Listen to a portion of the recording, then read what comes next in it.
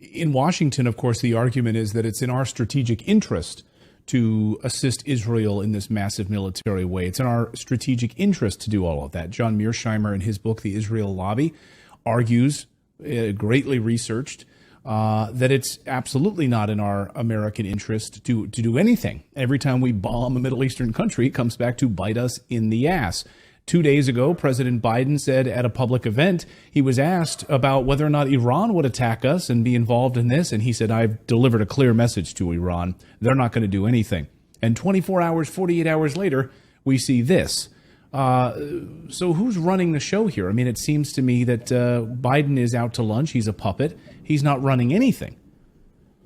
Well, I think Mr. Netanyahu is ultimately in charge. And remember, he's an extraordinarily intelligent man. I think he's a bit deranged when it comes to the future of his own country and the region, but he's in charge, and his agents on the Hill are in charge. And who are these? I mean, Lindsey Graham, it's bombs away. Let's flatten Yemen, and then let's fly on to Iran and flatten Iran.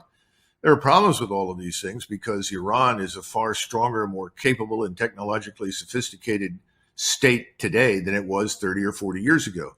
The same thing is true for Turkey. The same thing is true for the Arab states.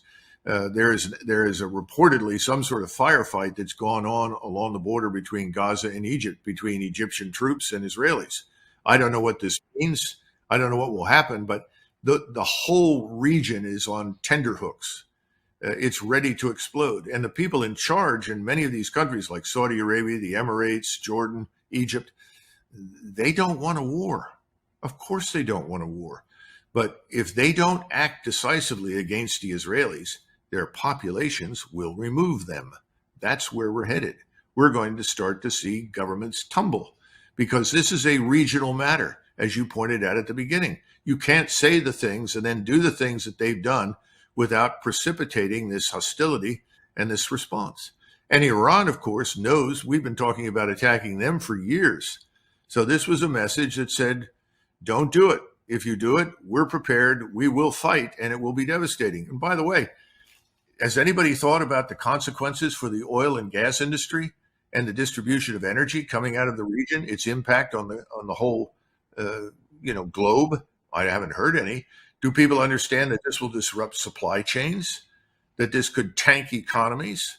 And then there sit the Chinese, who absolutely want nothing to do with a war with anybody under any circumstances.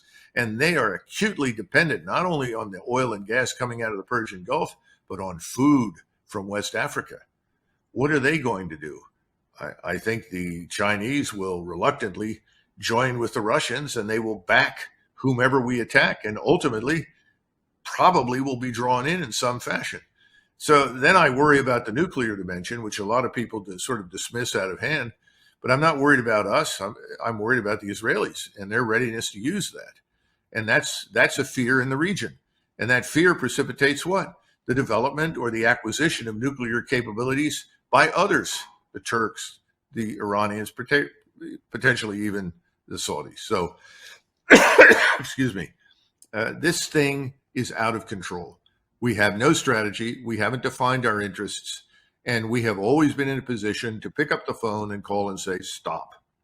If you don't stop, we'll end all supplies to you immediately and withdraw all of our forces.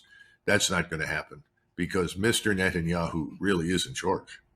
Oh, you're absolutely right about that. Spot on as always. The man who predicted it. Colonel Douglas Macgregor, thank you as always for joining us. We really appreciate your insights. Sure. Thank you, Clayton. Bye-bye.